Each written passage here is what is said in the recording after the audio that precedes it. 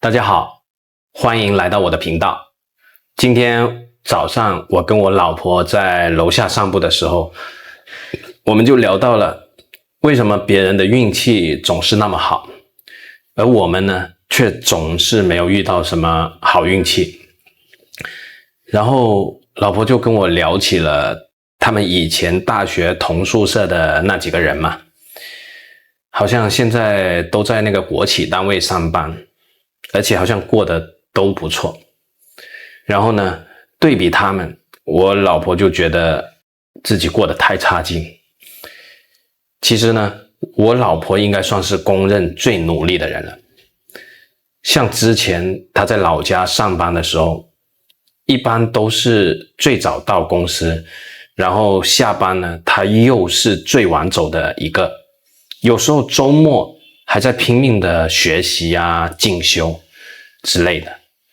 但奇怪的是，几年过去了，他还是在那个不上不下的位置在挣扎。然后直到后面跟我认识，然后跟我结婚了，就辞职离开了那个公司。但是反而公司里呢，另一个看起来很会做人，但好像又没那么拼的同事，他却抓住了几个关键的机会，然后就一路高升。老婆就非常沮丧地问我，她说我是不是哪里做错了？为什么呢？我明明这么努力，却好像总是比那些不努力的人得到的还少。我总是感觉不到什么好运。这个问题啊，我不知道你是不是也经常遇到。就说我们好像都掉进了一个怪圈，拼命的努力，却拼命的焦虑。我们总觉得只要我再努力一点，就好像能把所有的问题都解决了。但现实往往是很多事情的发展，它完全超出了我们个人努力的范围。为什么会这样呢？今天我就想来跟你聊一个可能我们在学校里啊，或者是说在职场上啊，一般都很少人会教过我们，但却又无比重要的一个底层逻辑。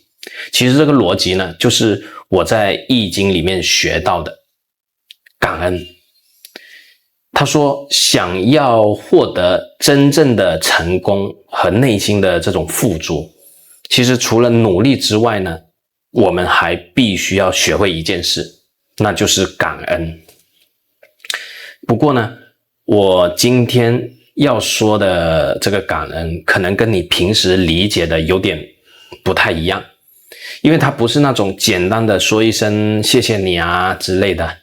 我觉得它就是一种能够彻底改变我们人生磁场的一个作业体系。好，我们先来分析拆解一个比较核心的一个问题，就是说，你想想看，你的所有的成功呢，到底有多少是归功于你自己的？也就是说，纯靠自己的能力去获得的。你可以仔细回忆一下，回想一下。我记得在那个梁冬讲周易里啊，梁冬呢，主持人梁冬呢，他就提到了他对儿子的一个忠告。他是这样跟儿子说的，他说，你别看我们这一代人好像混得还行，但说句实话，我们的能力、我们的智商，包括勤奋程度，其实是配不上我们现在所处的这个时代的。这句话的印象给我非常深刻。我觉得他点出了一个我们常常忽略的一个事实，那就是时代的红利。你可以回想一下，在过去的这个20-30年里面啊，出现了多少那种巨大的浪潮。你看，像比如互联网的兴起，还有房地产的这个黄金10年，包括社交媒体的爆发，以及最近的这个电商直播崛起。然后你再结合一下周围的这些人，去分析一下他们这些人的一个发展轨迹。其实在这些浪潮中呢，有多少人他仅仅是因为在对的时间做了对的选择，就获得了远超他们个人能力的这个财富和地位呢？我觉得这就像冲浪，你的个人技术当然很重要，但是更关键的是你还得要等到那股能把你推向顶峰的那个巨浪。然后那股浪呢，我认为就是时代给你的机会，也就是我们所说的这个运气。我再举个例子，比如说现在做自媒体吧，你可能会觉得那些100万粉丝这些博主都好厉害。确实，本身的能力就是一个硬指标。但是你仔细想想，如果说他们早10年或者是说晚10年出生，然后在一个没有智能手机、没有互联网的时代，以他们同样的这个才华，还能被这么大限度的发挥出来吗？我觉得大概率是不行的。所以呢，我们必须还要有一个清醒的一个认知，就是说其实我们的成功呢，实际上是建立在那个无数个我们无法控制的这些外部因素之上的。有可能呢是时代的浪潮，也有可能是我们父母的托举，或者是国家政策的支持，也有可能是某个朋友不经意的一句提点吧。然后当你真正意识到这一点，当你去承认自己的一个渺小，承认自己只是这巨大的因缘网络中的一个环节的时候呢，一种发自内心的深刻的这种谦卑感还有感恩之情，它就会油然而生。这就是开放好运体制的第一步，我觉得。也就是说，打破所谓的个人英雄主义的幻觉。好，当我们心态摆正了呢，知道自己没有那么了不起之后呢，接下来就是最关键的部分了。也就是说，如何把感恩这个心态呢，变成了一个实际的，然后能够帮你吸引好运的一个工具。梁冬他提到了一个绝妙的词，叫做无差别感谢。我听到这个词我也印象特别深刻。什么意思呢？就是说当你把感谢变成了你的肌肉记忆，然后变成了你下意识的一种行为模式，其实不仅仅是感谢那些帮助过你的大人物我觉得更要感谢那些你平时可能会忽略的小人物和一些那个琐碎的一些事。我给你讲一个我自己的一个真实故事。就以前我在广州打工的时候，我的老板呢，他有个习惯，就是说无论是谁，哪怕是来公司打扫卫生的这个保洁阿姨，或者是说送快递送外卖的这些小哥他在面对他们的时候，他都会停下脚步，然后微笑着对人家说一声谢谢你辛苦了。但是呢，我身边的很多同事呢，很多人呢，他们不理解，就觉得他作为老板没必要这样吧，都是大老板了，就应该要有点气势，或者是说有点威严吧。其实当时我也是这么觉得的。所以后面呢，有一次他在跟我们一群同事在吃饭聊天的时候呢，他就回应了这个问题。我记得非常清楚，他说你永远不知道上意会以怎样的一个方式来回报你。那个快递小哥呢，可能会因为我的一句温暖的问候，然后就把我的急件给优先派送了。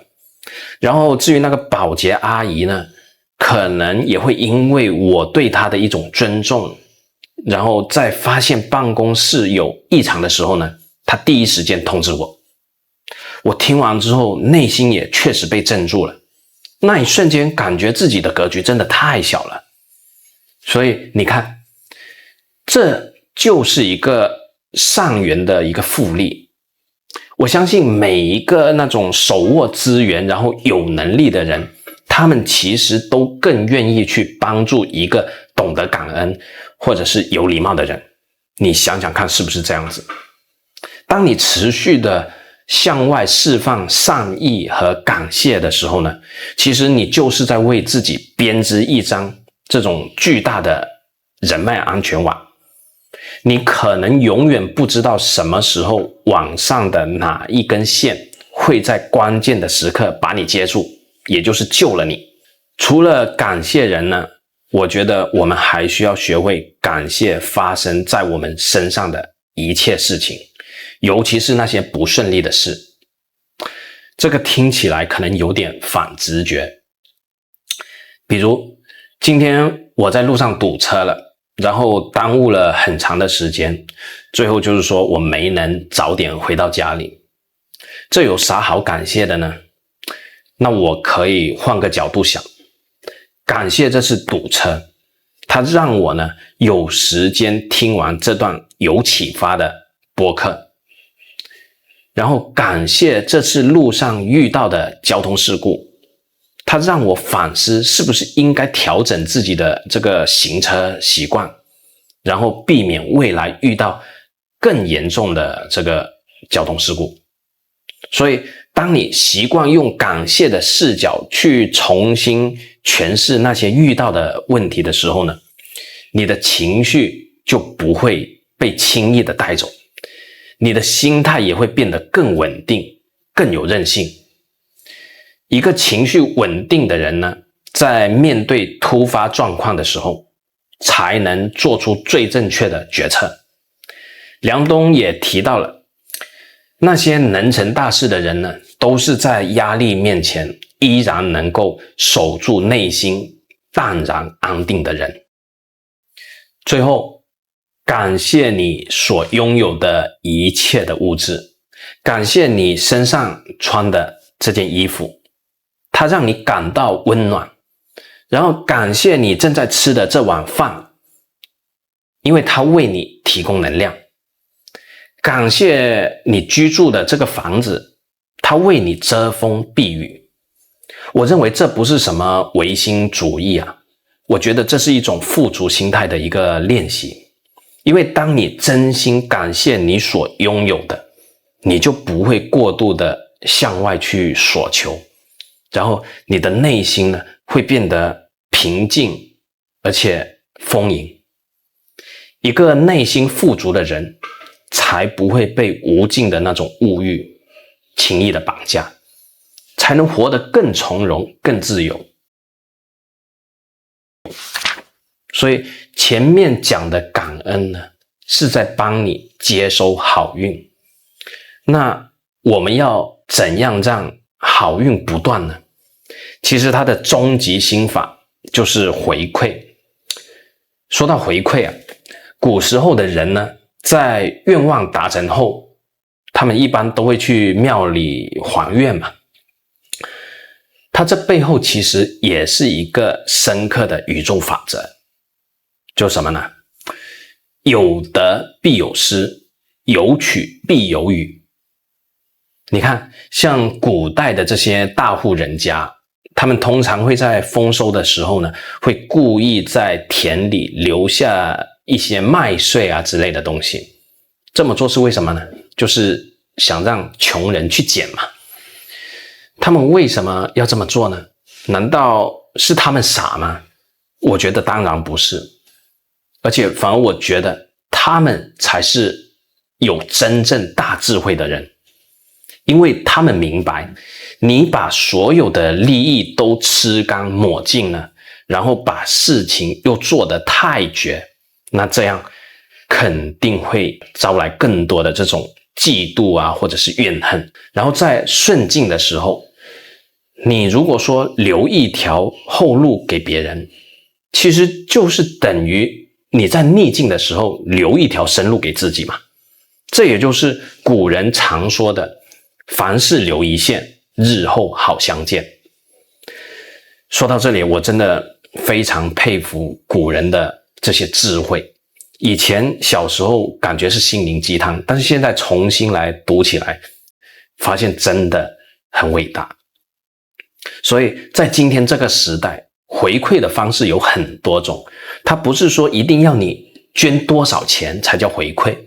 就像我现在这样子，把我学到的或者是感悟到的这些东西呢，做成影片，然后分享给更多人看到，我认为这就是一种回馈。或者是说，如果你在你的领域做出了一点成绩，然后呢，可以拉一把还在后面奋斗的这些年轻人呢，或者是说给他们一些指点啊，或者是机会，我觉得这也是一种回馈啊。然后像在能力允许的一个情况下呢，多支持一下那些用心经营的小店，而不是永远去占小便宜，永远去选择最低价。所以你的每一次这种善意的这种消费，其实我觉得都是在为更美好的世界做贡献，这本身也是一种回馈。所以说我们所得到的一切其实都来自于这个时代和众人。所以当我们把这一部分所得的东西呢，再回馈给众人的时候呢，其实我们就完成了能量的一个闭环。然后这个闭环呢，它会让我们的财富还有资源包括好运会像那个活水一样源源不绝。所以我也跟我老婆说，不用担心运气。其实我觉得成功的路它从来都不是那种一条路走到黑的那个蛮干，它其实更像是一场自我的一个修炼。当你停止去抱怨，停止去索取，然后开始学会谦卑，学会感恩，包括学会回馈的时候，我相信整个世界其实都会反过来帮助你。好了，今天的分享就到这里。如果你觉得今天的内容对你有一点点的触动，请千万不要吝啬你的按赞、订阅和分享，因为你的每一次的分享其实本身就是一种最有力量的回馈。感谢你的收看，我们下期影片再见。